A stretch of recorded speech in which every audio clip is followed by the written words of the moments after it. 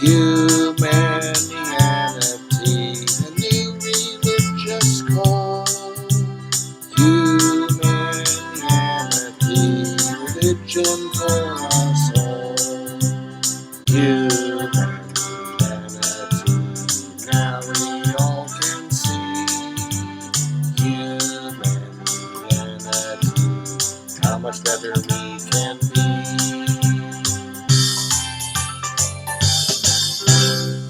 Hi, I'm Bill Van Fleet, and this is Humanianity Conversation number 36, recorded on February 28th, 2020.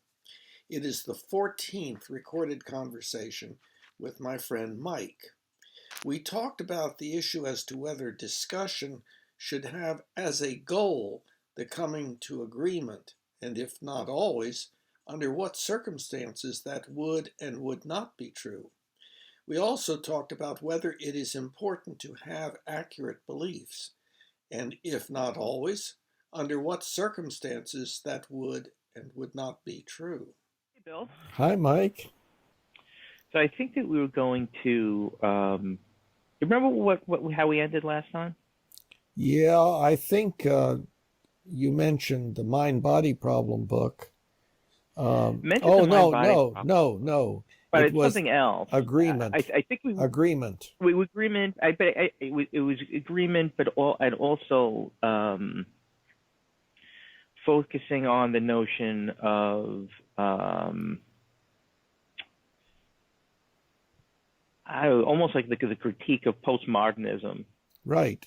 Well, that. And yeah, Yes. and I said, well, that'll be handy because I probably am, would consider myself probably ontologically a postmodernist, although from a utilitarian perspective, probably not.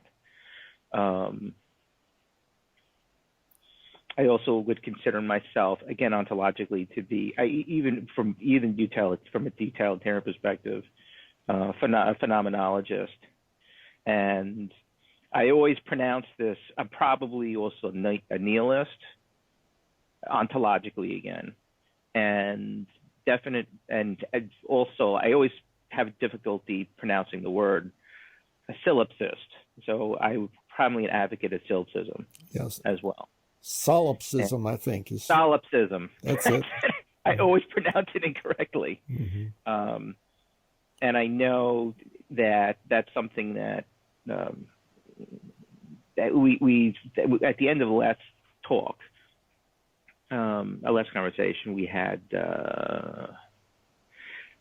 butt heads on it, but that was not even a point of contention, but it was something that came up. And in the area of agreement, I think it came up.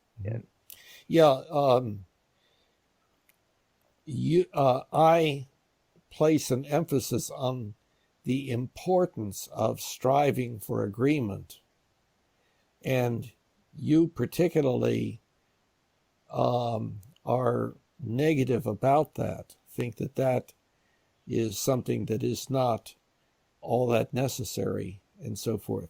Now, I have to be a little bit more accurate on that. I have to say it's not just striving for agreement, but agreement to that which is accurate and optimal, and also that one should always be open to the re-challenging of whatever has been arrived at as presumably an area of agreement. Yeah. I think that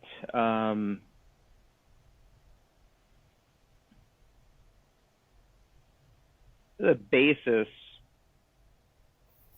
Let's say, do I disagree with that? Striving towards. I think we have to define what striving means, and how long do you strive for agreement, and what agreement? Striving means just trying. I'm not assigning an esoteric meaning to it. Trying for how long? Okay, then for how long? for however long it takes, but now we have to qualify it. If we're talking about agreement about something that makes no difference with regard to quality of life, then no, I don't see that as being very high at all on the priority list. But if it has to do with decision making that has an effect on quality of life, on pain, suffering, disability, and or early death, or reduction in or improvement in joy, contentment, and appreciation, then I think the answer is it should be strived for continuously within the context of appropriate time management, because, of course, it may be that there are other things that are more important to do at that point in time than to try to achieve agreement, these two people, whoever they may be. So we don't want to oversimplify it, but the postmodern approach, and I figure that postmodernism has multiple aspects to it, but the one that is particularly relevant has to do with the area of what is to be done in the face of difference of opinion. And the postmodernist has a way of dealing with that is indeed better than what tends to occur naturally to a great extent. And that is, well, if we don't agree, then we better not have anything to do with each other, or maybe I need to make you agree with me by forcing you, and so forth. So it becomes a matter. No, I'm saying, well, that's what. Well, then maybe we should define what we have wars all over, and let's define postmodernism, perhaps. And I'll get to that. We've had wars. We've had wars way before postmodernism. Also. Right. That's my point. My point is that our natural tendency is to fight, and that is true within, like, the context of a marriage. Difference of opinion tends to produce anger and hostile behavior, a struggle for dominance, and so on. Okay, so not always, of course, but to a great extent. And so what happens is that people say, well, discussing this will be of no benefit, so we should just move on. The postmodernist solution is to say, well, there isn't any absolute truth anyway, so therefore, if you and I have a difference of opinion, well, your reality is different than my reality. What's real for me is not real for you. What's true for me is not true for you. My truth is different than yours. So we therefore can go have a beer, and there's no necessity to try to come to agreement. And that is as opposed to, well, if you and I do not agree to this particular proposition, a particular proposition, whatever it is, I haven't finished. If you and I don't agree to this, statement, then either I'm wrong, or you're wrong, or we're both wrong, or the possibility is that neither of us is wrong, but the way we are using our words results in the appearance of disagreement. Okay. Yeah. So I see at least my meaning, and I understand that postmodernism is a huge word that's been, Yeah.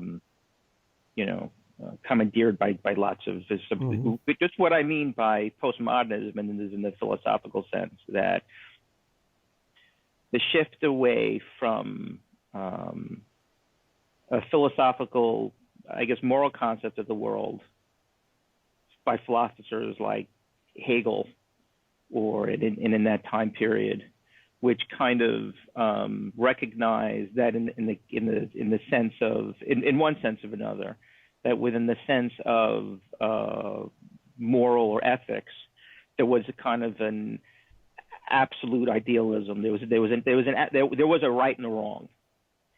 And then what I mean by postmodernism, when you start getting into Kant and Nietzsche and more of the modern philosophers, a recognition that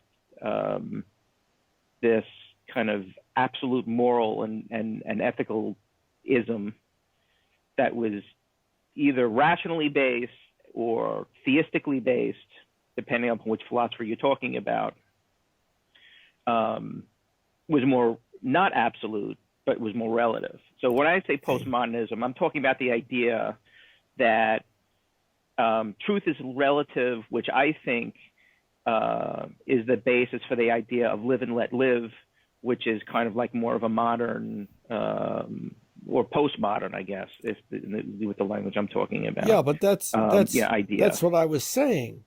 See, in other words, live and let live. In other words, difference of opinion is not a reason to fight. It is not a reason to consider that there is a problem. And you are indeed using postmodern terminology. Forget what it was about truth, I believe. Your truth and my truth, which is a deterioration of the concept of truth. But there's also another concept here that I think is very important, because you have switched to the issue. We have to stop for a minute, because ethical. I'm having an issue with the way that we're talking, because it happened again, and it didn't happen last time, but it happened the time before that. When you go on a long when you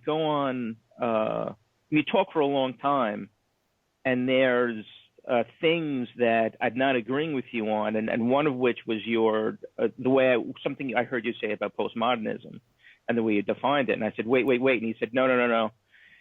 You talk for so long, I forgot exactly what you said. Well, I think the same thing happens in reverse.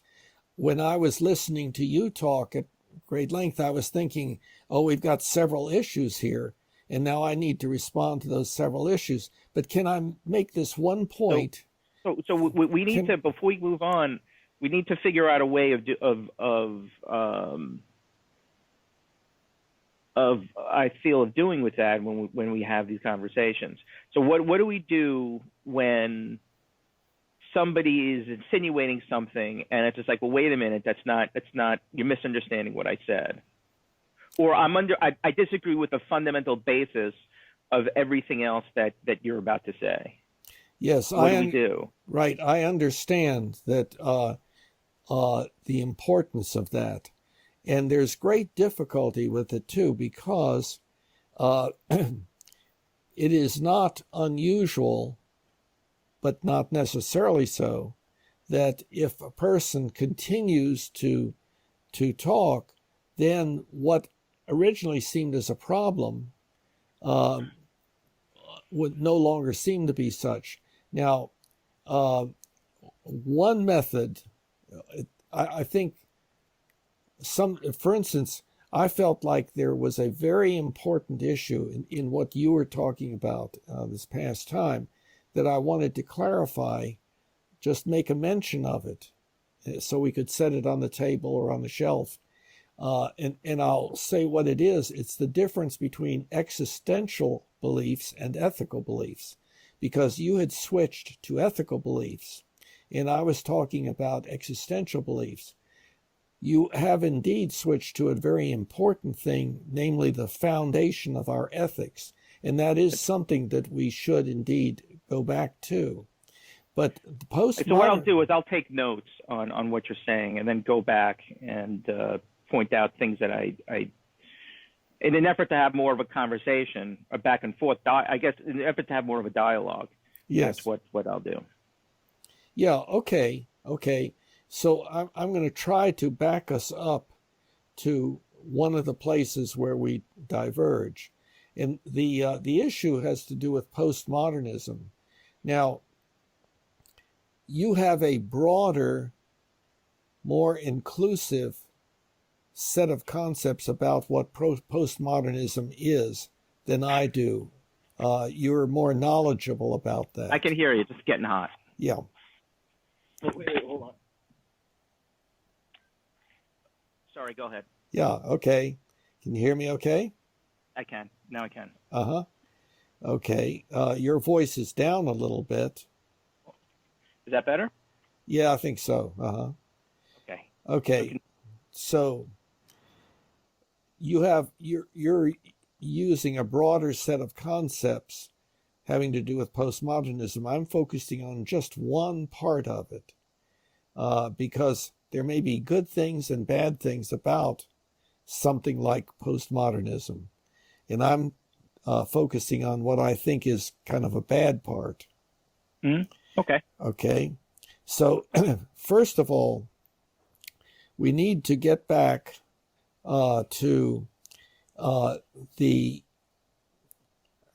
how my understanding of the term postmodernism came up. And by the way, this is covered in my book 1 in the most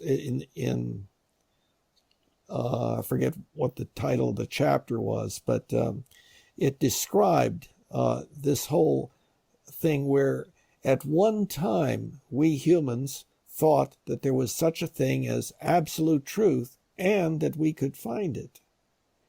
And so there were all of these efforts to find absolute truth, that which one could simply be certain about.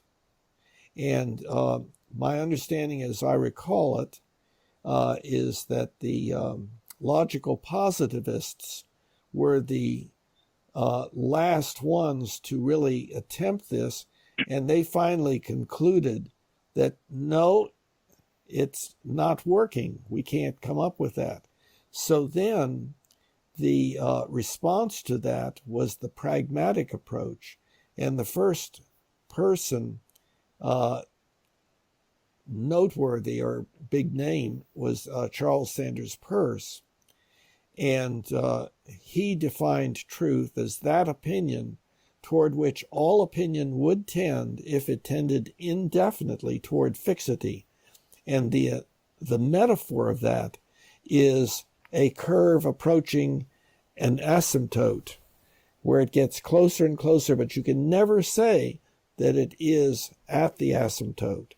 It can just get closer and closer. At any rate, then William James came along and said, yeah, in fact, the important thing is whether it works or not. And so if something works, if your belief works, allows you to predict and to do, then that's really all that is needed, and it's very important. And then the problem came about that people jumped on that and said, yeah, well, what works for me may not work for you, and vice versa. So therefore, what is true for me may not be true for you, or vice versa. So there's the text, which has no meaning other than the meanings that individuals apply to the text.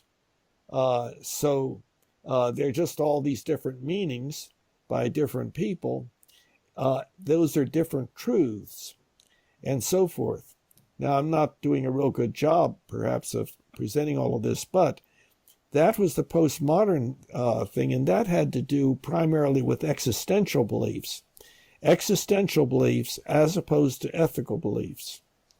Now, maybe I should stop at this point because you looked like you were puzzled. No, I'm not puzzled. I mean, that is.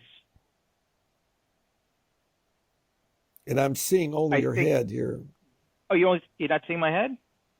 Almost. You're sinking. Oh, I'm sorry. There we go. Let me go back up. That's probably. I don't know if it's necessary to get into the history of postmodernism or what discipline it came out of, but I kind of see what you were talking about to be a consequence of postmodernism as a result of a philosophical shift that happened after Nietzsche with other philosophers like Derrida and a few others, which I can't remember, that started to focus on, like you had been talking about, more of a relativistic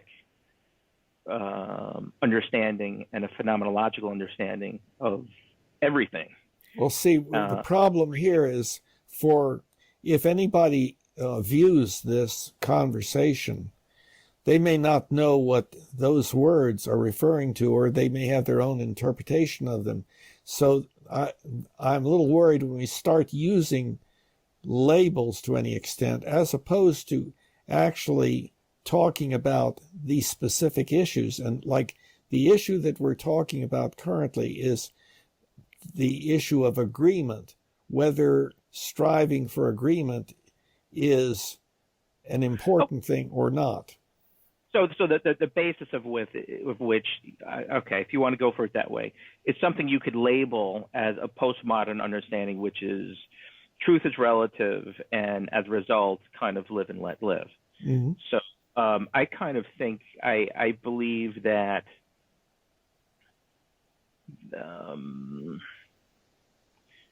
I guess you want to talk from a utilitarian perspective. So from a utilitarian perspective, meaning there are times, meaning is it a practical benefit?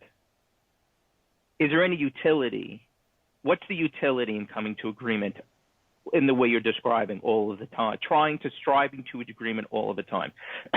And I think, even though I do believe, again, more ontologically, there is no such thing as truth, or truth is absolutely relative, but beyond that, even from utility, a practical perspective, there are times, like you mentioned, with certain issues, very, very important to try to come to an agreement. But within those same issues, it may not be, and certainly with other issues, not only is it not beneficial to come to an agreement, it could also be destructive to try to come to an agreement. In addition to, I think, trying to come to an agreement, and I've noticed this happen specifically with Humanianity, at a certain point, trying to come to an agreement kind of paralyzes any forward movement in thinking. That it turns into... do you have an example? Yeah, Humanianity, I think. No, an example of what you mean within the concept of Humanianity. Oh, yeah, well, I'll explain. So trying to come to an agreement is kind of what winds up happening when you become frozen. You kind of lose the forest for the trees, in my opinion, is a statement. It would be an analogous but what's or an a example? metaphor of that. What's an example? I will tell you. Okay. So trying to come to an agreement on is Humanianity or like the arguments we've had with Chris and the others about religion, or is it a religion? Is it not a religion? Which we talked about last time. How does Humanianity kind of interface and is analogous to religion, but it's not? That we've had that conversation, and trying to come to an agreement there kind of took over the entire Humanianity domain for months and months and months, to the point where these people who otherwise really were an advocate of Humanianity kind of lost the forest for the trees, and they kind of missed they began to forget about what the point was here and all the benefits of Humanianity, and instead it became this kind of, the effort to coming to an agreement became like a battle, and it just ripped those people from the movement. So I think that's one example. I could say others. Yeah, and I would have ways of responding to that. There are all sorts of issues there. Uh, so the example that you're giving is the about which there is difference of opinion between myself and many other people, apparently, uh, as to whether it is desirable to mention anything about religion in relationship to humanianity, or maybe being more specific than that and saying, and see people misinterpret it, and that's probably for more than one reason. They say, well, humanity is not a religion, or is a religion, or something like that. But humanity is not a religion, it's a movement within religion, and so on. So that, and we've talked right. We about talked that about before. that last time. Right. Correct. Okay. So another thing, I've come to the conclusion that, which may not be correct, of course, is that the reason that this humanianity idea does not take off more is because it is an idea ahead of its time, and it is not a normal way of thinking. It is not a usual way of thinking. And people have a hard time with minimal exposure to a new way of looking at things. They have a hard time migrating to the new way in their minds. But I realize, that there's an alternative viewpoint. No, Bill, you're screwed up. We understand what you're saying about humanity, but you got to keep it quiet because it drives people away. Mm-hmm. That's not exactly, however, it ultimately, my observation is it ultimately comes down to something like that. But then that's giving me an example having to do with humanity, so I understand. Well, let me comment on that. So okay. I don't think the issue was a difference of opinion regarding humanity and religion. It was as relevant to this discussion right here. It was trying to force an agreement. That was the issue. So if it would have been something like this, that after 6 months of arguing with Chris and these people, it was decided, it was just like, you know what? There's humanity is more than just this one matter. For right now, let's live and let live. You can feel how you want about humanity. I can feel the way I want. Let's not try to force an agreement. Okay, I don't think there would have been that split. So it wasn't the difference of opinion. It was forcing, trying to come to an agreement that separated people. See, okay, here, the choice of your words, forcing to come to an agreement, makes it seem a particular way. On the other hand, advocating for something that one believes is important and is needed and would make a substantial difference to the world, small or large, is a different way of saying it. That's not what I meant. Okay, what do you mean by forcing? What do you mean by forcing? I'm going to try to use the word that you would use. You use the word advocate. Okay. I think when you advocate for a position without a recognition of the other's state, that could easily turn into forcing. So more practically, what that means is if you're sitting down with states the or other states, person, I'll state I still didn't get it. So if you advocate STATE or KE, state TE. Okay.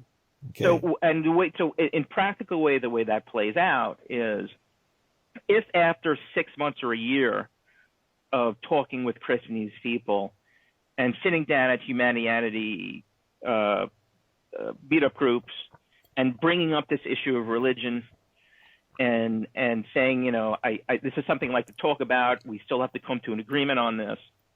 And doing that for months and months and months to the point where I was there, Chris actually saying to you, if you keep pushing this issue of religion, I'm leaving.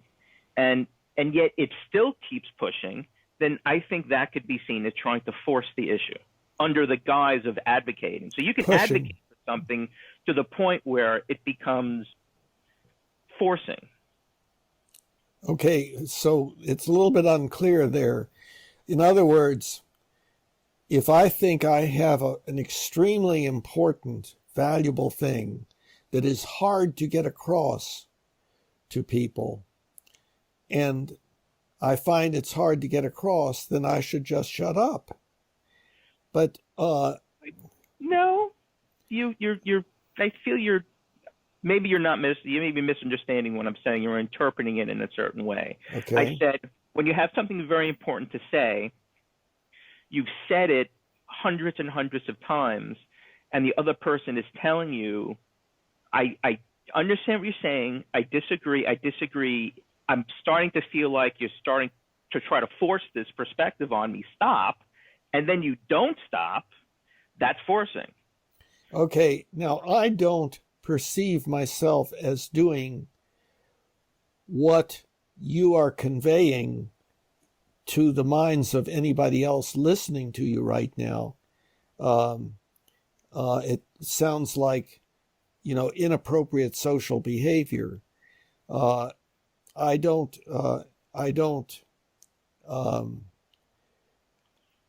agree that that's what happens. Now, you're talking about one particular person who has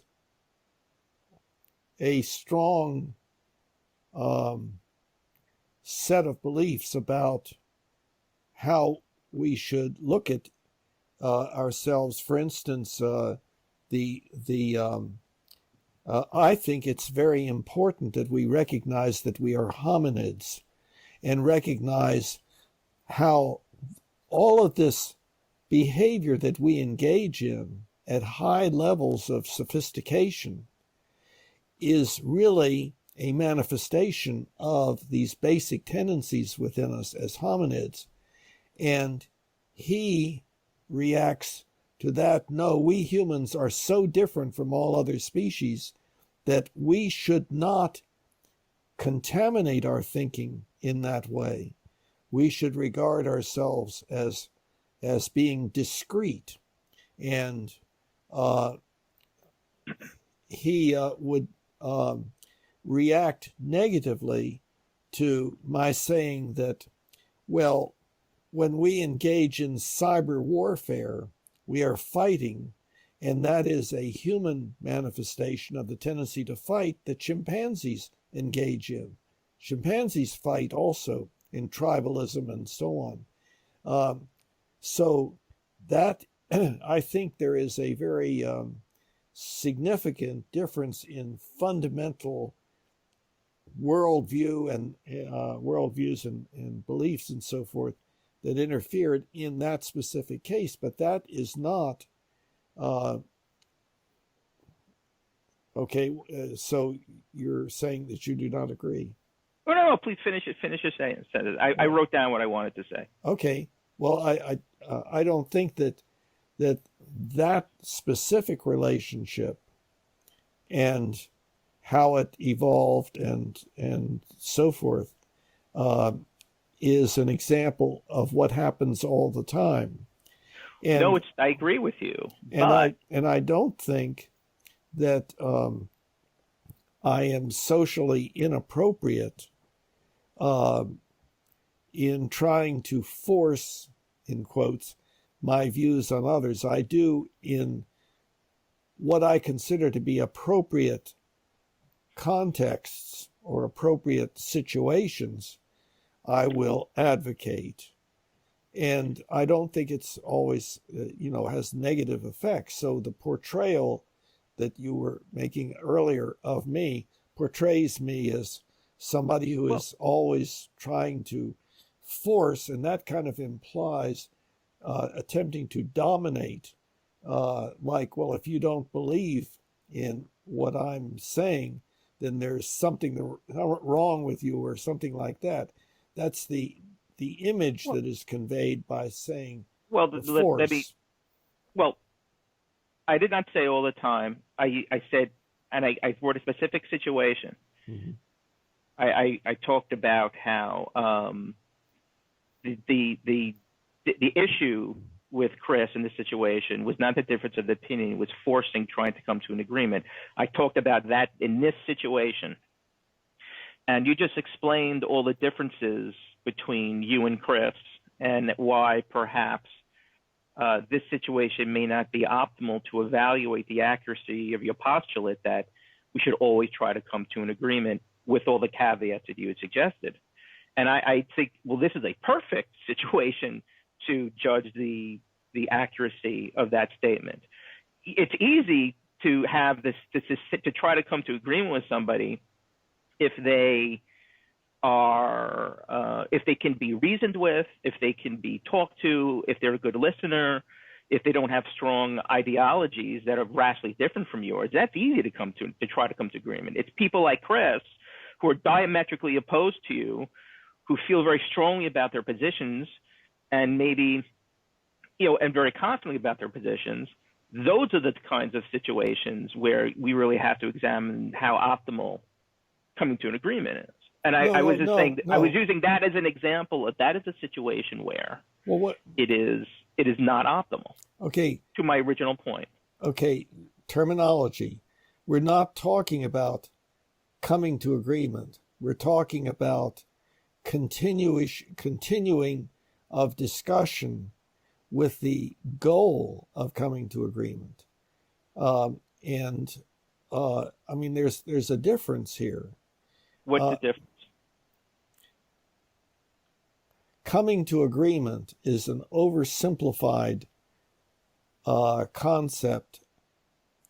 It is not a statement of what I am advocating for. What I am advocating for is that in those situations in which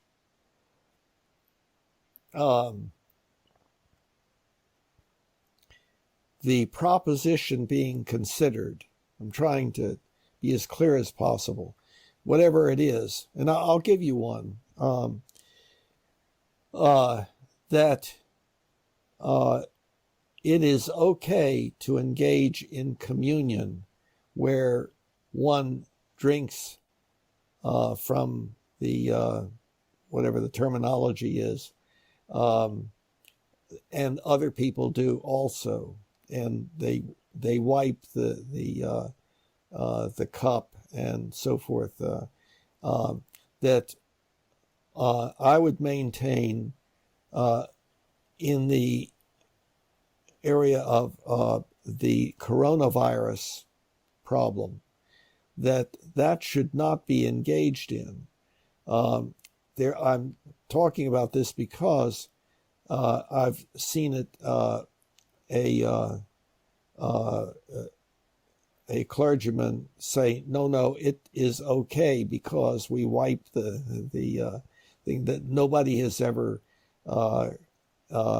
contracted anything from communion and so on. And so the question is, given coronavirus, should we continue to engage in the usual way of doing communion? That's and I'm not advocating one way or the other. I'm just saying that, okay, there's a statement, but it does make some difference as to whether it is correct that there's no harm in doing it. if there is harm in doing it, then we should avoid it. If there is not harm in doing it, then it's okay to do it. And that will make a difference with regard, possibly, to people even dying.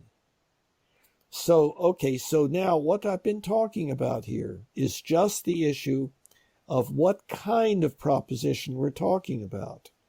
Okay. Because there are propositions where it would not make any difference whether whether the proposition was true or false. But given it's a proposition where if it is true or false makes a significant difference in the lives of people, in the quality of life and so forth, then the question is, then presumably it would be important to come to a correct belief about the proposition. In other words, that it is either true or that it is false. Okay, under those circumstances, if it's that kind of proposition, now we move on to the next thing. This is very different than what you've been saying. So actually, we shouldn't always try to come to an agreement. So it's for certain propositions, we should have continual discussion with the goal of coming to an agreement within relevant timeframes for certain propositions. Yes, and I said that at the beginning. It may have gotten past you. So if you view this, view this in the future, check it out. You will find that I made that point, that if it is a proposition, if it is an issue that has significant effect on whether there is pain, suffering, disability, and early death, or joy, contentment, and appreciation, then it is important to work at agreement, because it makes a difference if one believes it is so or not. It may make a difference in whether the person lives or not, or somebody else lives or not. So then I'd like to take a look at that then. So you're now saying for certain propositions, and I think you made what I think is a very valid point, that if this proposition is related to pain, suffering, and early death, or something like that, we should subject it to trying to come to an agreement. So my question for you is, who decides that? Who decides what? Who decides whether the proposition is important, is subject to pain, suffering, and early death, and should be, and therefore we should always try to come to an agreement? Because remember, there's two people in the discussion. So what I'm talking about is this issue, again, going back to Chris. So you felt, I guess, that the proposition of whether Humanianity, you felt that coming to an agreement with regards to Humanianity and its relevance to religion was one of those propositions, because you felt it important. Okay, but Chris didn't. Right. So my question there is, no, here as again, a matter so of fact, two people. One person agrees, the other person doesn't. What do you? Who decides whether the proposition is worthy? When you say who decides, I'm not saying that there is an ultimate authority, and I'm not saying that it can be decided. It is a fact of life that there are things about which there is much disagreement, and in discussing it, maybe two people will never come to agreement. But it is still important to try to do so if it is one of these propositions that has an effect on quality of life. So you just said if it is one of these propositions that has an impact on the quality of life. So here again, okay, maybe I shouldn't say who decides that. Maybe I should say, how do we decide that? So how do you decide that? So you and Chris, how do you decide that? We don't decide that. I decide how important it is. He decides how important it is. Okay. I'm not saying that we will always have success.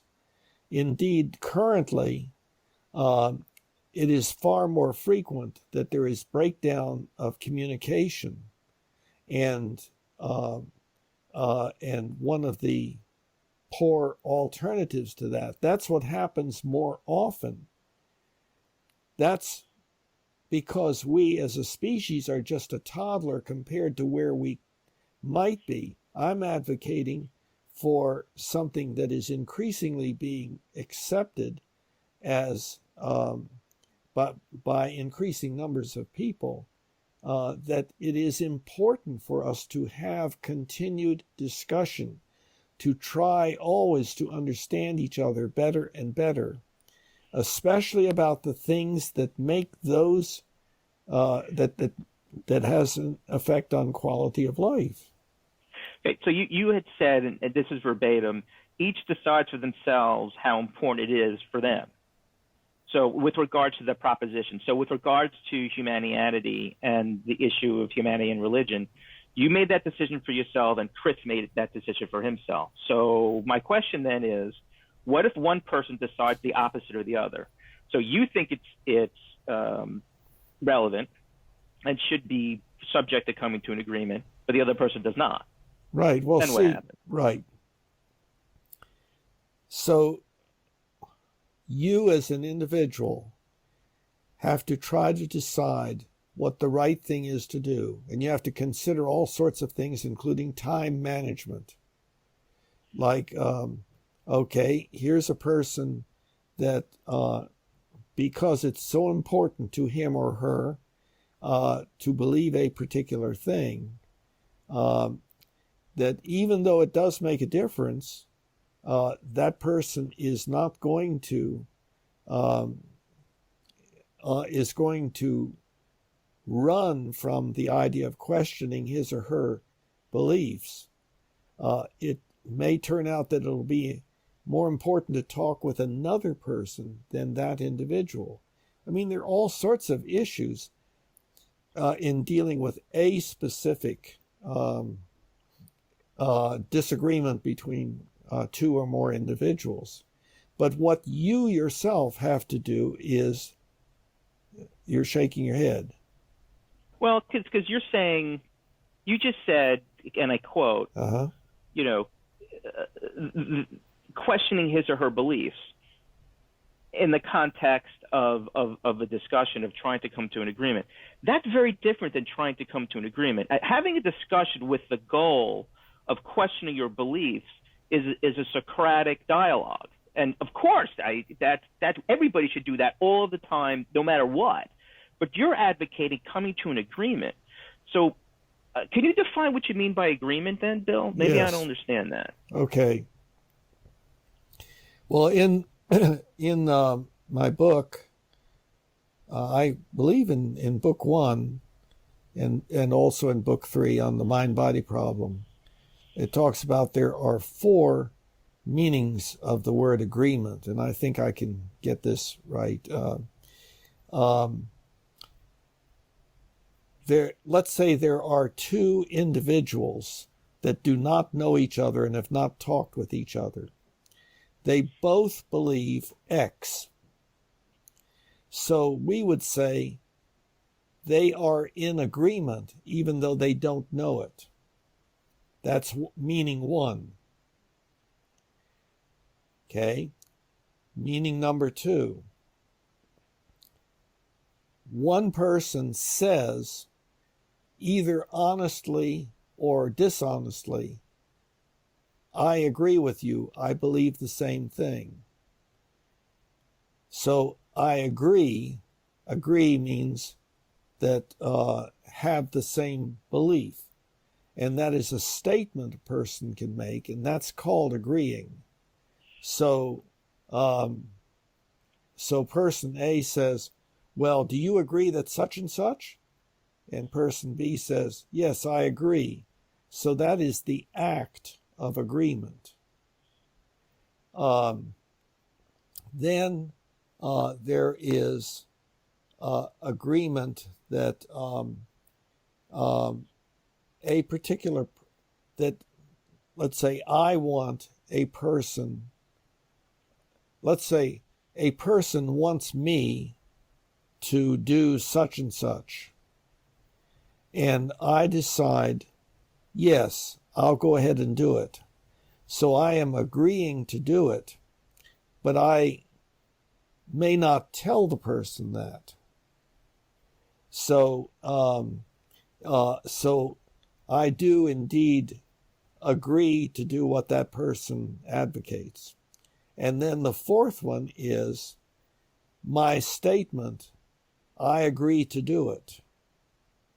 And that would be like a legal thing, could be a legal thing, where I sign something that says I agree to do things in a particular way. So those are the various meanings of the word agreement. But But now let's simplify it a little bit. What in the area that we are talking about, we're talking about beliefs that you could say some of them were, quote, philosophical beliefs or ethical beliefs, meaning beliefs, ethical beliefs as opposed to existential beliefs. Existential beliefs being beliefs about existence, what the world is like, how it works, what exists and has existed or might exist in the future, and so forth. And ethical beliefs are what one should or should not do. And that's the philosophical distinction between, quote, is and, quote, ought. So that's a well-recognized difference. And then you brought up the issue of, well, what's the foundation for ethical beliefs? And we need to get into that at some time.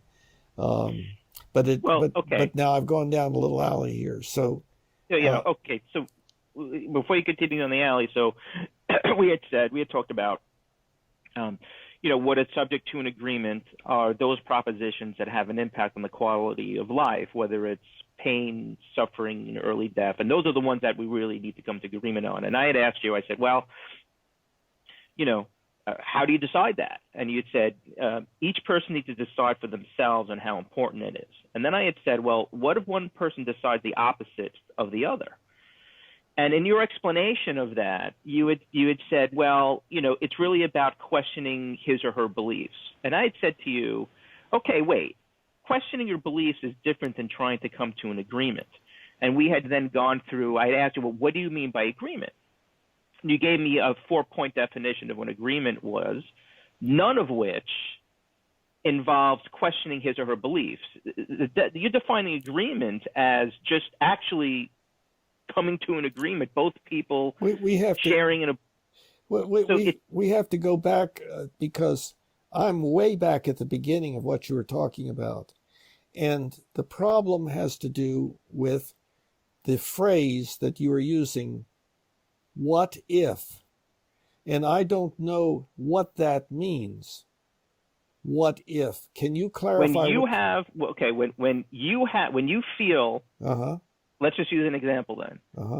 You feel it is important. You feel that the relationship between humanity and religion is one of those propositions of great importance.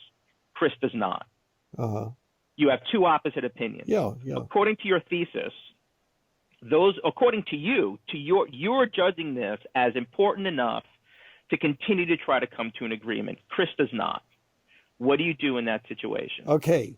Now, what? Let me just finish What do you do in that situation? Now, you, in kind of saying, you kind of injected something in passing where you said, well, the relevant thing is questioning. You should always be questioning your beliefs.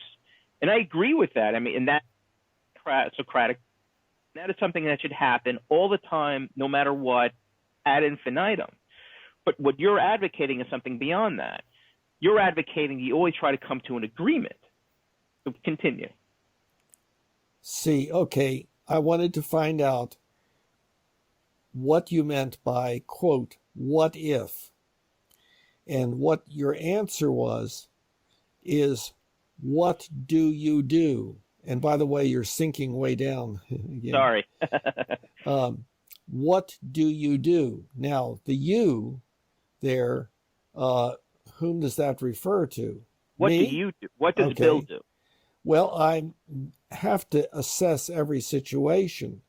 It depends upon the situation, um, uh, because there certainly are situations in which um, I would conclude I had better not say anything more. Uh, I had better not share with this individual that I have a difference of opinion because of such and such. Let's give I'll give you an example. Uh,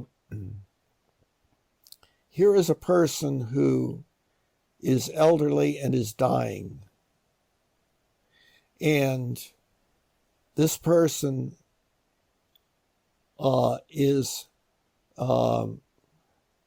very Christian and has a set of beliefs about that he or she is going to end up in heaven and be with loved ones and so forth. Okay, I don't currently have that belief. Kind of wish that I did, but I don't have that belief. So there is a difference of opinion.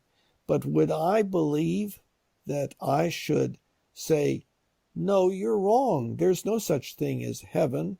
There's no evidence for it. You're probably just going to cease to exist. No, I would not see any reason for doing that. So, do you see the situation determines what one should do? Yes, so, but if that is true, then I think that this, in addition to the inclusion of, for certain propositions, it's important to come to an agreement. It should be, for a certain proposition and in certain situations, it's important to come to an agreement. Those not important to come to agreement. Again, that is okay. What I'm saying. What I'm saying is, it is important to strive to come to agreement, but coming to hold on though. This is an important point. Go ahead. And you're sinking again. Yeah. There we go. There we go. The importance is in trying to come to agreement. If there is difference of opinion about issues of, let's say, importance, by that I'm using the Humanian ultimate ethical principle, Okay. So you have stated, go ahead. So, and why is that? It's because the more people discuss, the more the wisdom develops and the probability that, of being correct increases, or the number of correct propositions or beliefs increases. And if that makes a difference to us humans, then that it's an important thing to do. So I'm not when you say it's important to come to agreement, that makes it seem like, if we agree, then that's it. The goal is achieved. But suppose we come to agreement and we are both incorrect. See, so that's a whole other question of correctedness. But I think I could just come to. I think based on what you've said thus far, you have stated at least two caveats: the relevance of the proposition and the relevance of the situation with respect to coming to an agreement. And I think just based on those two alone, I think you can state that it is not of benefit to try and work towards agreement all of the time. Is that statement true? I mean, it has to be based on each other. I didn't follow that. Well, if there are two caveats for which coming to an agreement is not optimal, certain propositions in certain situations, then the following statement sounds like is true. It is not of benefit to try and work towards agreement all of the time. Well, that absolutely, that's a part of what I have said from the very beginning, that there are some issues about which it does not make a difference. And then I gave you an example where it might make a difference in a negative way and so forth.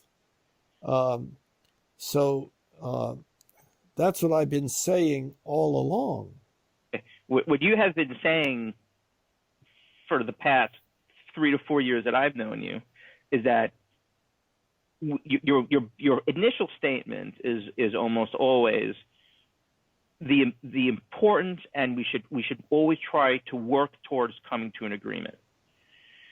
But as a result of this conversation we've just had, it sounds like the statement is not so black and white as I've heard it in the past. Okay, and I am doubtful that that is an accurate picture of what I've actually done. It may indeed be your perception of this, but I think that I have always put, I think you've called them caveats, but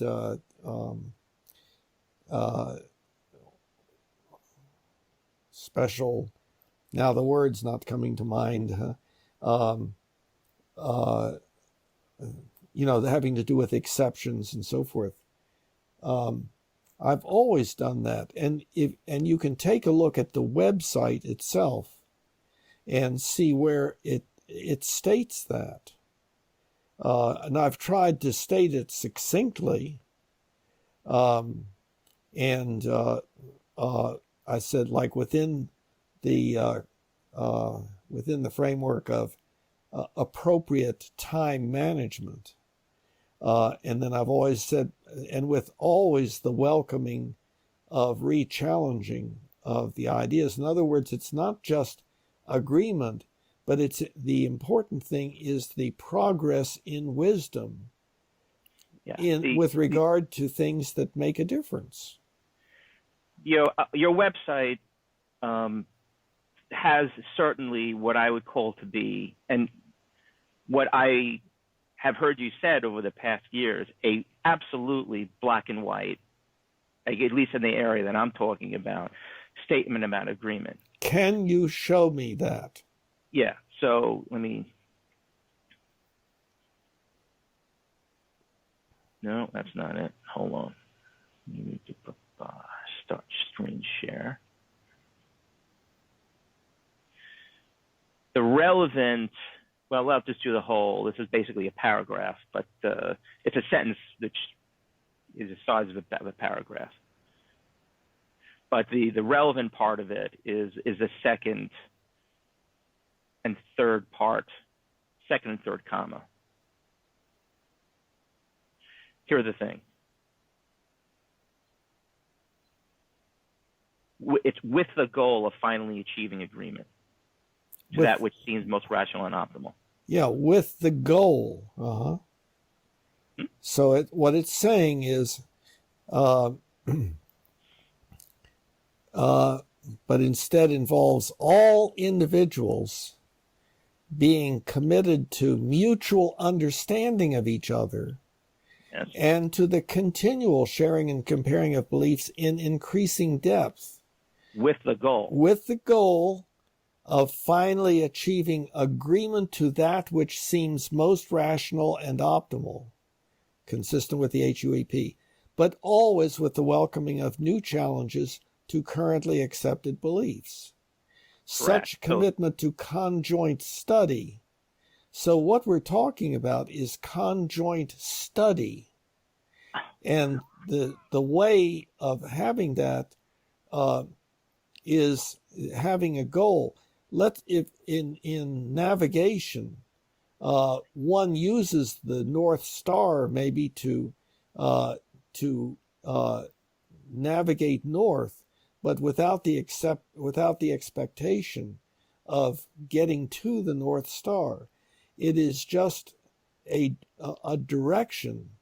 It is, in other words, when there is disagreement, then there's something wrong. And it may just be difference in word usage, but it can also be difference in information that the people have. And you've defined agreement in this discussion, in great detail. And if you're saying we're just saying is black and white. Mutual understanding and the sharing of beliefs with increasing depth is in the goal of finally achieving agreement to that which seems most rational and optimal. But of course, welcoming new challenges to currently accepted beliefs. Yes, with the goal. That's the goal. So when I am trying to understand you, it's not to, as you said in the past, questioning his or her beliefs. It's to come to an agreement. So the goal is to both believe in X, to state I agree with you, or the person wants me to do X and I decide yes to do it, or the statement I agree to do it. Those are the four ways in which you defined agreement. I think if you just remove, I'm totally up for, but instead involves all individuals being committed to mutual understanding each other and the continuous sharing of beliefs with increasing depth. It's this part which is at issue. But the question is, how do you know whether you should continue to share and compare certain beliefs? If, for instance, the people are saying, yes, I agree, and there's no difference of opinion, the important issue is when there is difference of opinion, then that means that there is reason to continue the discussion when there is difference of opinion. Well, that's a radically different statement then. Well, I don't see that. I don't see that it's radical. But obviously, as you read this, what occurs inside you is not what occurs inside me. And I don't know about other people. But I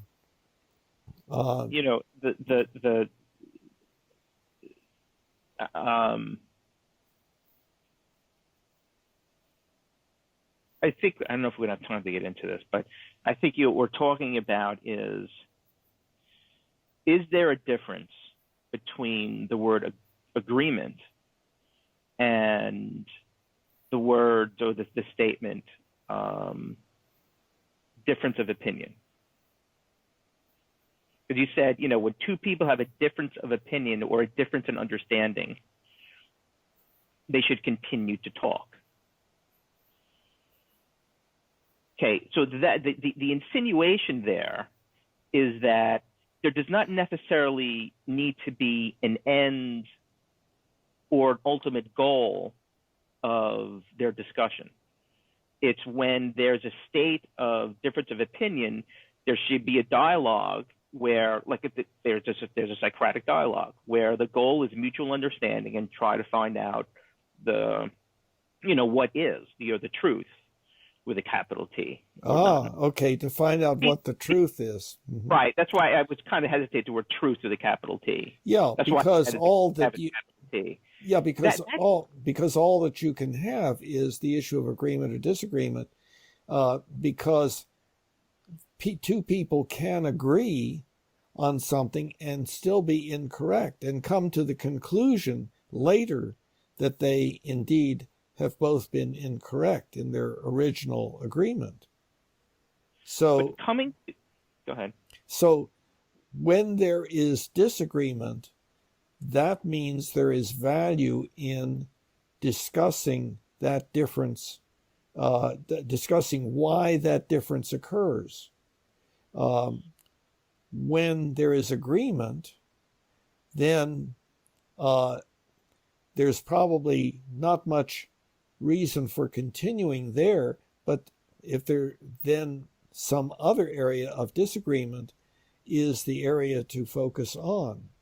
Now, I understand that that's not what people generally do. Now, read the what it follows there. It says such commitment to conjoint study is drastically different than what has always tended to be the ultimate response to difference of opinion or belief with regard to relatively fundamental ethical issues, namely refusing to continue discussion, attainment of psychological, social, and physical distance from those who disagree, developing anger and engaging in hostile behavior toward those who believe differently, and at times engaging in violence toward the, quote, other, that can be as extreme as murder, war, and genocide. And that's going on all over this planet. See, this is the exactly utilitarian objection that I have to this.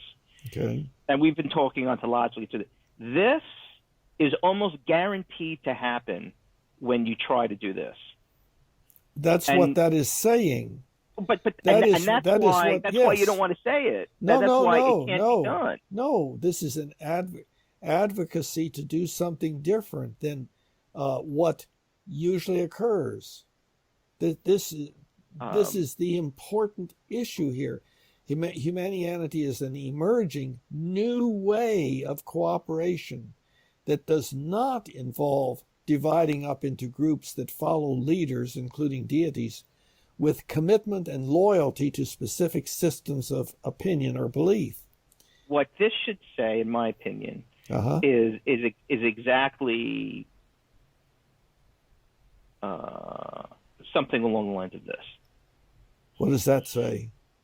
Okay, questioning his or her beliefs. That when you have a difference of opinion with somebody, with those caveats, when you have, for certain propositions and in certain situations, when you have a difference of opinion with somebody or understand things differently, the optimal course of action is to engage in discussion to examine the other person's beliefs and your own, period.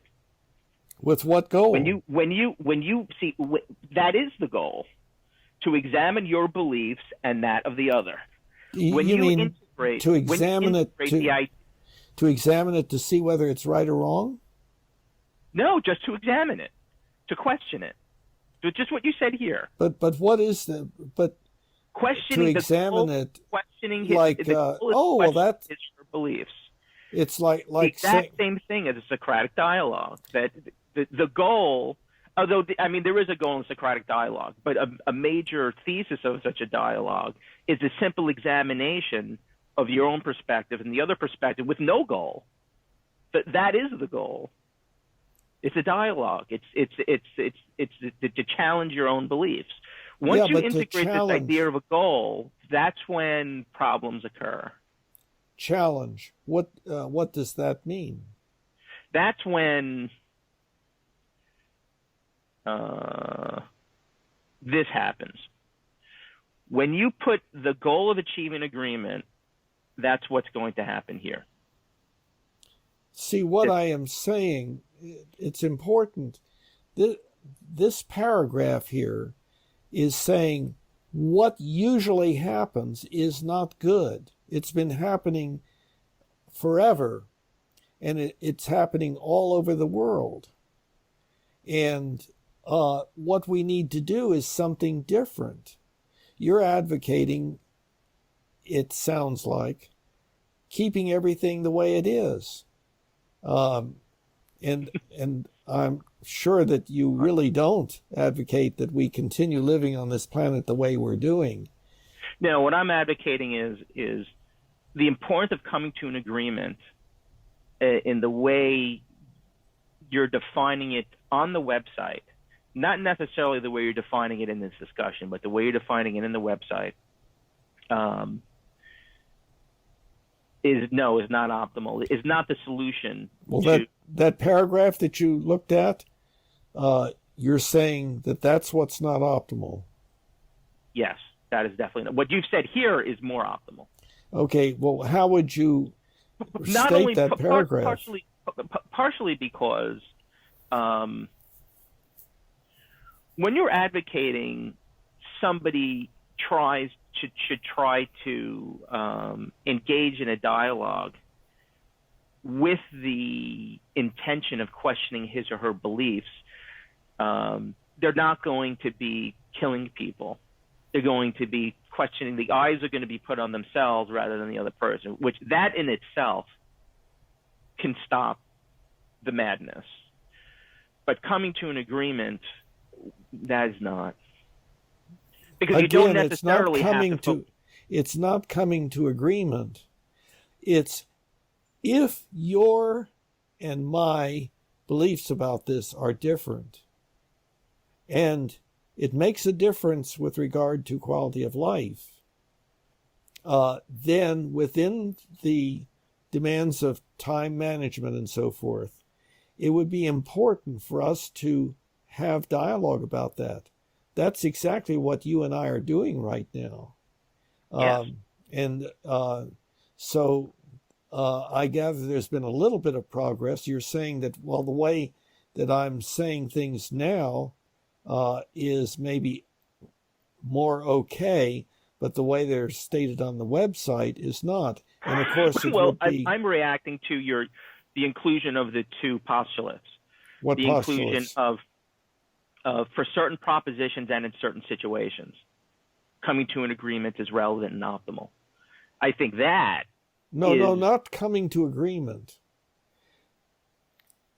Discussion with the goal of coming to agreement. Okay. Meaning that the discussion should continue if agreement has not yet been arrived at, because there's some problem in understanding somewhere. And if it's important, if the issue is important to people's lives and so forth, then it's important to continue working on it. This is something I had taken notes on. Whether or not you say the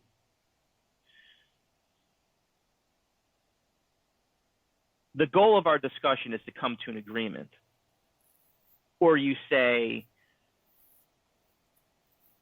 the goal is to have continual discussions until we come to an agreement, it's the same thing. Well, wait, that's a little bit of a misstatement. The goal of our discussion is to come to agreement. Whatever you had said, the goal is to achieve increasingly accurate existential beliefs and optimal ethical beliefs with regard to quality of life. That's the goal. Well, that's okay. Wait.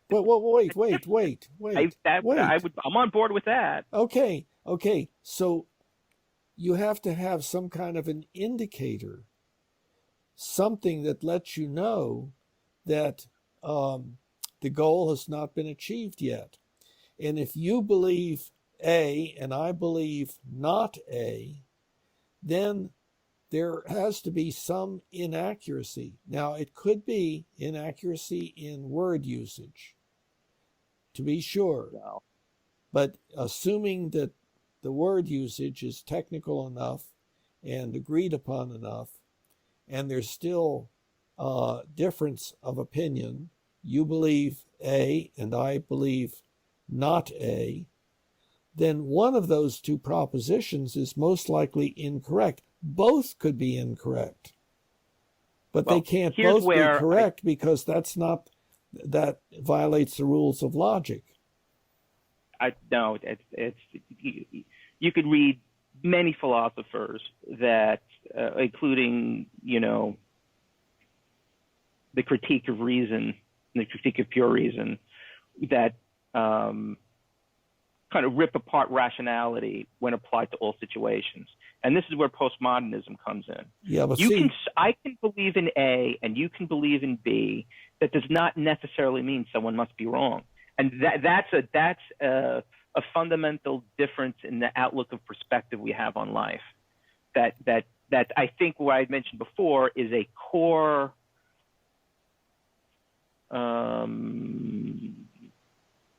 is a fun. It's integral to our difference of opinion of why coming to an agreement is not optimal. Do you think that it's not important? Oh, Bill, Do you? I lost you. Yeah, I see. You broke up. There we go. You're back. Do you think it's not important to have accurate beliefs? So if you're asking me, what do I think is optimal? I'm more of an optimal course of action. No. I was asking you, do you believe it is important to have accurate beliefs about that statement? Is almost oxymoronic. About you are insinuating a whole lot in that statement. Well, so you said, is it important for people to have accurate beliefs? Yeah. Okay, that takes for granted this idea that accurate beliefs are possible in all situations. No, and I don't agree. No, absolutely not. I didn't say that. By accurate beliefs? I'm sorry? What do you mean by accurate beliefs then? Beliefs according to which predictions turn out to be that which actually happens, either in general or in response to something I do. So if my belief is accurate that it is dangerous to engage in communion during the coronavirus epidemic, then if I am right about that, that's different than if I'm wrong about it. It makes a difference. Okay, so then let's take. How can we get our men concrete... back? How can we get our men back from the moon if let's we take don't an even have simpler one. If we don't have accurate beliefs? Let's take an even simpler one. Okay. I want my son to be happy. Okay? Okay. And I'm a devout Christian. Mm-hmm. And I believe that if I pray hard enough, God will answer my prayer and make my child happy. And if so that is... I have a prediction. Let me finish this. Let me finish this. Mm-hmm. I have a prediction. I'm going to pray, and I am going to see what happens. And I predict that eventually my son is going to come and say, I'm going to ask him, how you doing? He's going to say, I'm feeling happy. And you know what? I prayed for 2 weeks straight. I put him on my prayer list. And, thank God, I asked my son how he's doing, and several times in a row he was depressed, and now he's saying he's doing good. See, my belief and my prediction was accurate. So now she meets Chris, and Chris says, "What are you talking about? Your belief is insane. You're absolutely wrong. It was a coincidence." Now you explain to me how it is, and how it's relevant, at least, coming to an agreement impacts that Christian's belief of accuracy with Chris. So coming to an agreement with Chris, how does that somehow qualify the accuracy of her belief in what happened to her son? Going to the moon is an easy one. That's not what I'm talking about. See, I agree with you that there are circumstances under which it is not important to have further discussion with the goal of agreement. I agree with that. That has to do with time management. It has to do with the issue as to whether it is a set of beliefs that have some impact upon quality of life. And there is a definite ethical situation if the acquisition by this individual of a more accurate belief would make the person die or commit suicide or something like that, then that would seem not to be a good idea. But of course, there are all sorts of situations, all sorts of issues involved in any particular decision as to whether to attempt to continue dialogue with a person who has a different opinion. Okay, so I would think this Christian, and I wouldn't think, I actually know, Mm-hmm.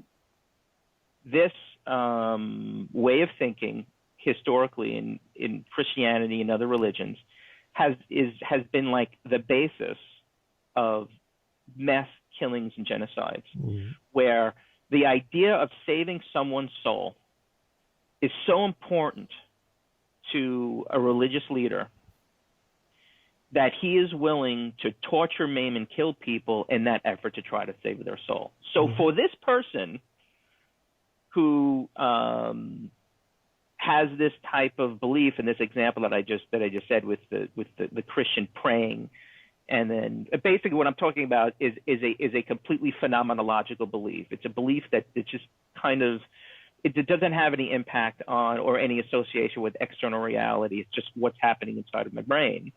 I'm sorry, I didn't follow that. Let me use different terminology. What you described were the horrible consequences. What you're stating basically, in an effort to is, I think at least. So I would say not only is this not, I really gotta go. It's horrible time to stop, but I think this idea of trying to have agreement is not only just not optimal, it's actually destructive in the way that I was about to describe. So the idea of I have to, and this is the way I think it can be taken by not by many people, by certain people. I have to, I have a belief in which, I have to save people from themselves, let's just say. And somehow or other, just like this person did, they create an association in their mind that this really happened, that I did something and I saved somebody's soul. I'm justified in killing the witches because when I killed the witches, the sun came out, rained on our crops, and now I saved the whole town. So obviously, my belief, Bill, is really antithetical to PSDED.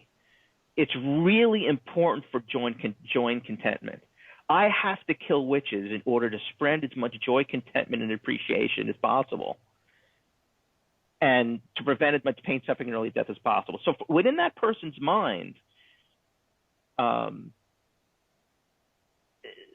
this statement is subject to argument, right? So he should be pushing for others to get on board with his killing of witches, let's say. And the unfortunate thing in this situation is that there's no way of objectively convincing this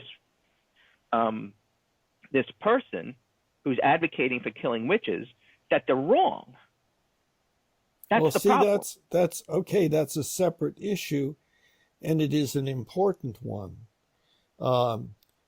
You and I do agree, and it is something that is, I think, understood everywhere in the website and specifically talked about. It is very difficult for people to change their beliefs about certain fundamental things, even though those beliefs may cause pain, suffering, disability, and early death with regard to themselves and or other people. We have great difficulty when there's difference of opinion in dealing with that situation because it is extremely difficult to change one's beliefs about something, and that is on the challenge page of the home section of the website. You go to the home section of Humanianity.com, and then up at the top, the third page is challenge. And it describes that difficulty. It describes why it is so difficult for us humans to make major changes in the way that we, in our beliefs, which are determined to a great extent by the cultures that we are in. And so we are programmed to believe certain ways. And it is very difficult to challenge one's own beliefs about something. Well, Absolutely. in this situation, and then I really got to go, but Yeah. who changes the belief? Is it the and by the way, I hate to use Christian as an example. Is it the theist who is advocating killing witches, or is it the atheist that says that's insane, there's no evidence of that, you have to stop? How do you resolve that situation in the context of what you're proposing? Well, if the idea is to come to an agreement, I would say it would be very important to have ongoing public debate about those issues. And there are debates having to do with things like that. Right. But I guess what I'm asking you is, how do you come to an agreement? How do you have a discussion with the goal of coming to an agreement? Like if you were to be saying you are two people in disagreement, just talk to explore your own beliefs and these other person's beliefs. But that's what you're saying. What you're saying is come to an agreement. How did these two people come to an agreement? There's no, you can't point to going to the moon as evidence. That's my point. With phenomenological experience, this whole thing breaks down. I'm not following that. I didn't follow. I could not understand what you were saying there. You cannot prove that killing the witches did not improve the harvest.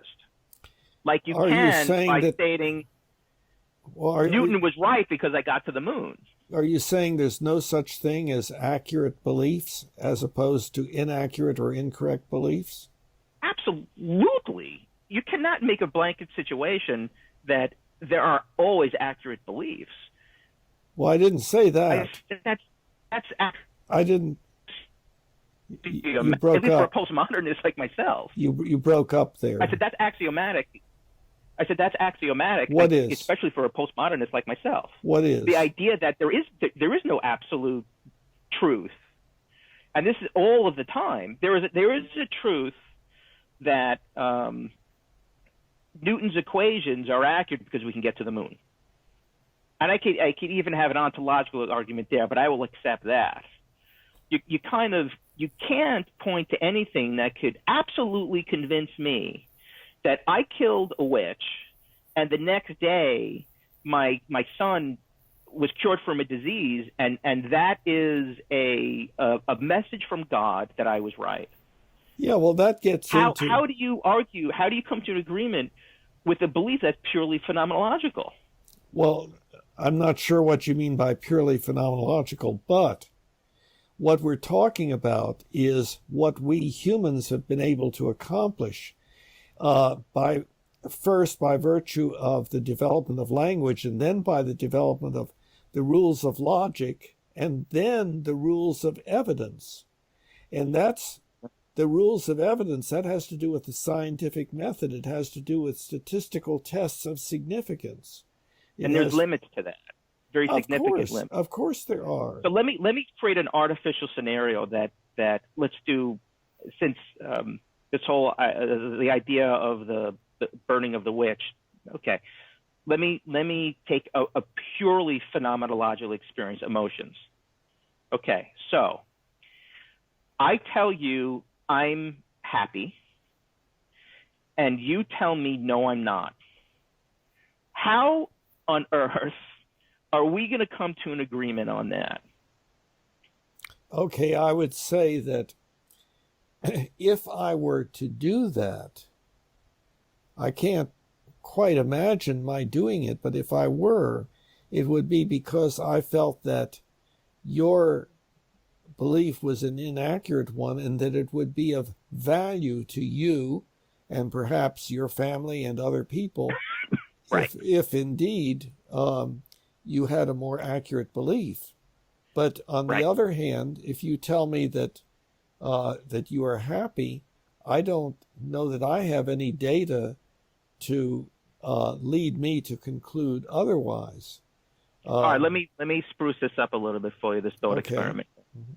but I think what we're doing now is I'm trying to point out a very significant limitation to this proposition of coming to agreement. I'm trying to convey there are things you literally cannot come to an agreement on definitively, and those are phenomenological experiences, period.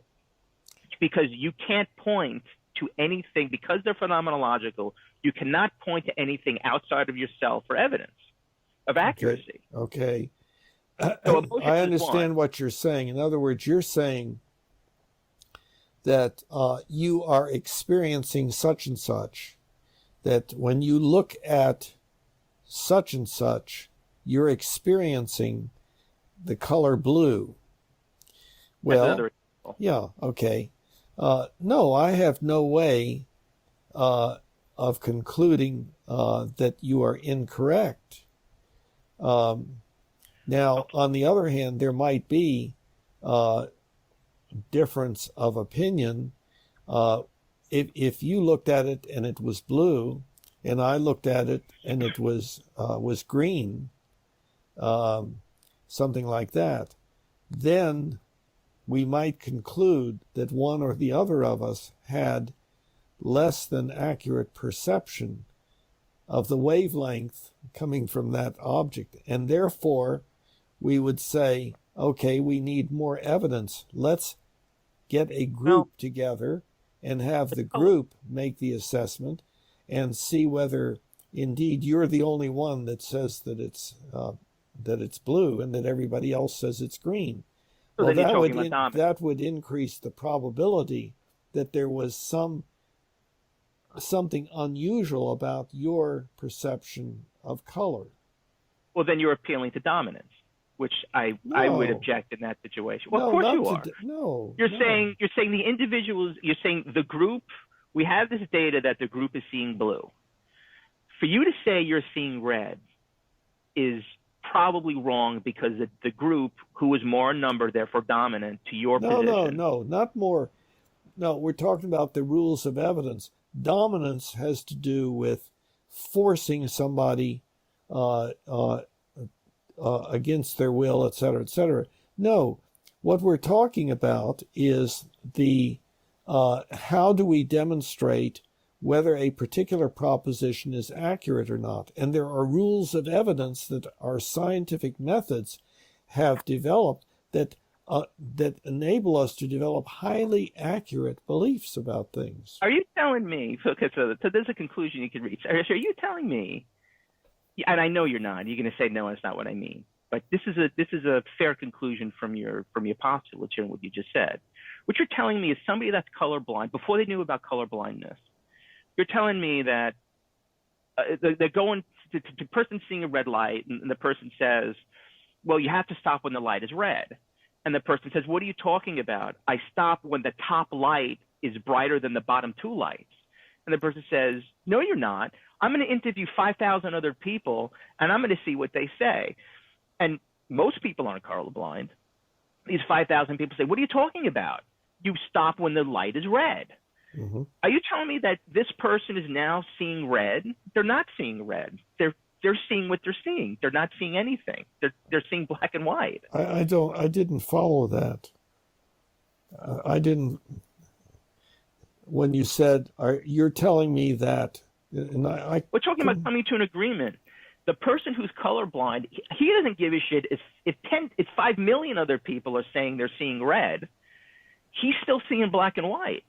Yeah. So in that case, the rules of whatever you just said, I don't know what you want to call that. The question is whether he is colorblind, whether he has a disability that he has not recognized that he has.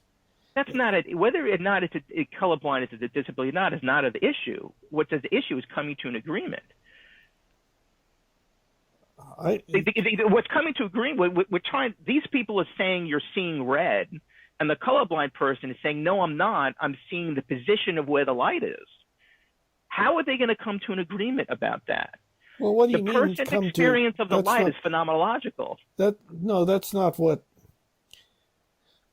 That's not what I don't understand about where you see the difference of opinion. that one is what one is agreeing to. I can't follow your example. Maybe I you am could stopping at the light because of which one of the three lights are lit. Right. And the other people stop at a light, say, it's because I'm seeing red. No, because they're seeing red as being the brightest. No, they're seeing red, but they would say I'm seeing red. They're seeing the light is red. The red one is brightest. Right, fine. The red one is brightest. Mm-hmm. There's two differences of opinion there. So, and I guess it's pretty important because the people who are seeing the light are saying, man, if you don't know to stop at a red light, you can kill people. So this has to do with PFDED. These two people sit at a table, and they are trying to come to an agreement whether or not you stop at a light because the red color is brightest, or if you stop at the light because the top color is bright. I'm not colorblind. I don't know what it's like. Yeah, but where is the issue of disagreement? The issue of agreement is that you're supposed to stop at a light when it's red, and the other person is saying, no, you're supposed to stop at a light because the top one is brightest. Well, that's not exact. When we say the light is red, what we're talking about is a box-like thing which has three lights on it, red, yellow, and green, and whichever one is the brightest is the one that's turned on. But what you're talking about is that this individual is not able to see the color red, but has made an adaptation, knows that it's the top one that he or she must go by. Okay, but still... No, I see it differently. I see the other 5 million people made an adaptation to seeing the top light as red.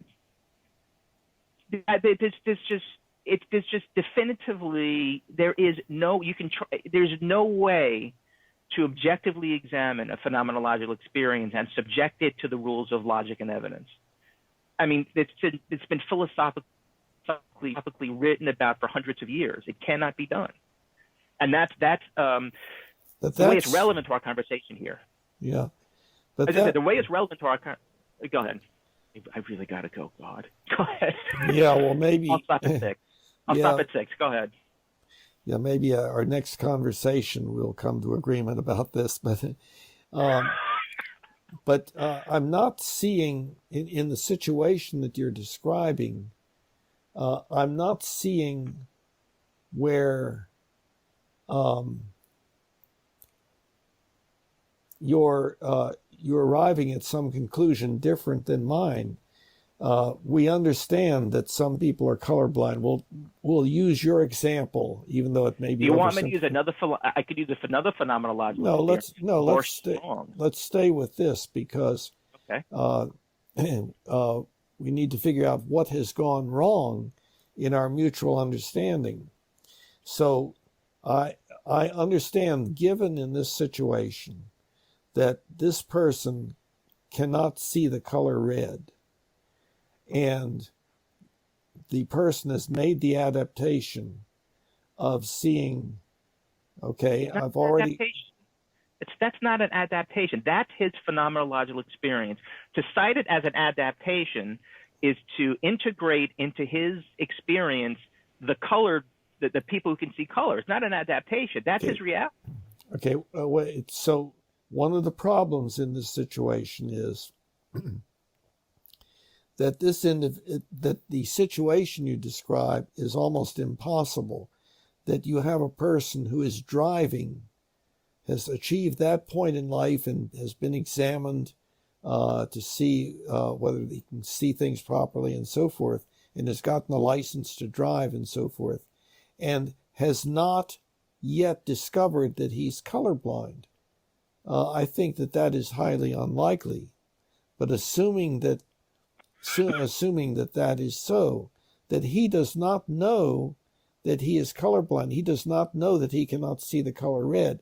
Now, mind. That doesn't even matter in the context of coming to an agreement. That person is not stopping at a light because the brightest light is red.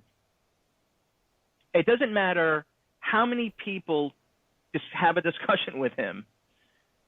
That is not his phenomenological experience of reality. You know, I had a discussion. I had the same thing happen with Steve, and I forgot that other guy used to come to the philosophy group, where he critiqued somebody for saying that he remembered a past life. And I said, how the heck can you guys critique a phenomenological experience? He said, that's what happened. You can say, we can bring up probabilities and possibilities, but there is absolutely no way you can evaluate based on, you know, the rules of logic and the rules of evidence, whether or not a phenomenological experience actually happened. I mean, that's the definition of phenomenology. Well, you cannot get around that. No, but I understand that your subjective experience is something that cannot be observed by anybody else. With regard to the past life thing, you can't make a judgment. I agree that is incorrect, but you can devise some kind of experiments that increase or decrease the probability that there is that capability on the part of people to remember past lives, and that therefore reincarnation, that the probability is increased that indeed occurs.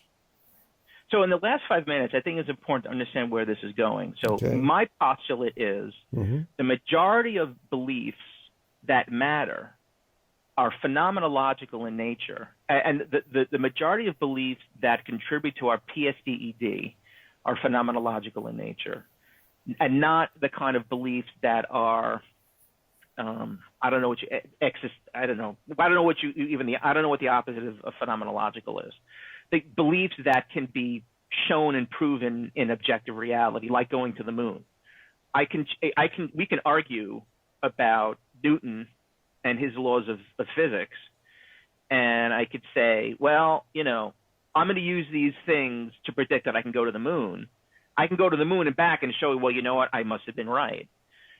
Those kinds of beliefs are not usually implicated in PSDED for the most part, in my opinion. It's these beliefs that are phenomenological, which I think is where one of the limitations of the importance of coming to an agreement, because you cannot come to an agreement on phenomenological beliefs.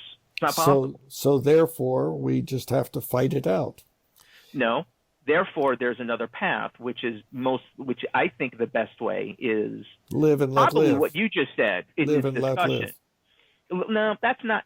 Well, why discuss? I think it's probably something like, when you have a difference of opinion and a difference of understanding, you should sit down with somebody to explore your beliefs and increase your understanding. Why? Because that is, well, a couple of reasons. Firstly, I think that prevents you. I don't think it has to be stated. If you're talking, you're not killing and fighting. That's the first thing. But I think with the goal of living, let live. And I think I would change the goal from agreement. So the goal is not to try to come to an agreement. The goal is to recognize that there's a phenomenological difference here. This difference is real. It can't be proven. And you need to let that person believe what they want to believe. I need to believe what I want to believe. If it makes no difference, it appears to me that we have a different view here of how much it is true that there are things that we believe that are not so, that cause us therefore to do things that cause pain, suffering, disability, and early death. Well, I think I'm even saying something more than that. As a postmodernist and phenomenologist, and I'm saying that that there is no such thing as those beliefs. I think there are not beliefs which, if acted according to, will cause pain, suffering, disability, and early death? No, I guess I was speaking more onto you from a practical perspective. Of course, there is, but I would say that those sets of beliefs vary according to culture. But I think it doesn't matter. Again, we're not speaking ontologically; we're speaking utilitarian from a utilitarian perspective. So, in this culture, that is true. Yeah. So, therefore, some cultures have beliefs in them that cause pain, suffering, disability, and early death, right? No. Certain cultures have caused pain, suffering, and early death relative to the value system of this culture. And that's even okay, but I'm talking about, as a Humanian, just pain, suffering, disability, and early death. A culture that believes in the importance of honor killing is, I think, going to be a culture that has beliefs that cause pain, suffering, disability, and early death. But the point is, how do you come to an agreement with somebody in that culture on the point of honor killing? See, now in my thesis, where you have a difference of go ahead. It would be important to have continuing discussion until there was agreement. And even then, if there came about agreement, but then new evidence came up that challenged that, to get into the discussion again. I think there's a whole lot wrong with that statement. Really? Oh yeah, and not only wrong. I mean, it's even. I think it's wrong ontologically. I think it's wrong practically. I think it does not have the outcome that you hope. Like, for example, you're talking about, moral relativism between cultures. Mm-hmm. I think if you're gonna talk about that, mm-hmm. You have to include, the reality of the way the culture is right now. And if you have two cultures with that difference, for example, of honor killings, I'm not even gonna say I can almost guarantee. I can absolutely guarantee that eventually those two countries are going to go to war over that issue, because one of those cultures is going to be taking the high road. One of those cultures are going to be seen to be taking the low road. They're going to get. You broke up. To be a cultural war with guns. You broke up. Well, I think I wasn't really saying anything, but I think an example of that is the Civil War. And now that is an example, I think, of when we interpret the Civil War. God, I got to go. It's after 6 o'clock. When we interpret the Civil War, when I interpret the Civil War and the idea of slavery, it is so absolutely black and white that slavery was wrong. I mean, I'm somebody that believes in kind of, even to the point of reparations for the descendants, because I don't think the United States has really owned up to that reality in the barbarian. Why is it wrong? And that's my point. It's wrong based on, I have to recognize that it is wrong based on how, my value system. And that's mine. A mixture of, right. I'm sure of yours too. But not my value theirs. system, but not theirs. But exactly. Mm-hmm. So that has to do with ethical speaking, beliefs. That has to do with ethical right, beliefs. Right. And those are the kind of beliefs that's very, very difficult to point to something outside yourself as evidence of right and wrong. I think on that, no, we should continue this because I'm now 40 minutes late. Oh my! I gotta run. Okay. But yes. It was too good of a conversation to pass up. Yeah. Well, we need to continue it. And now you're talking at the beginning, close to the beginning. I was saying, well, you had moved on to ethical beliefs as opposed to existential beliefs. And indeed, then there's the issue of moral relativism, et cetera, and the foundation of ethics. And that is something we need to discuss. Right. Yes. So I think we've hit a little bit of the existential beliefs. Let's move on to the ethical beliefs, which I think we kind of segued into at the end here. Yes.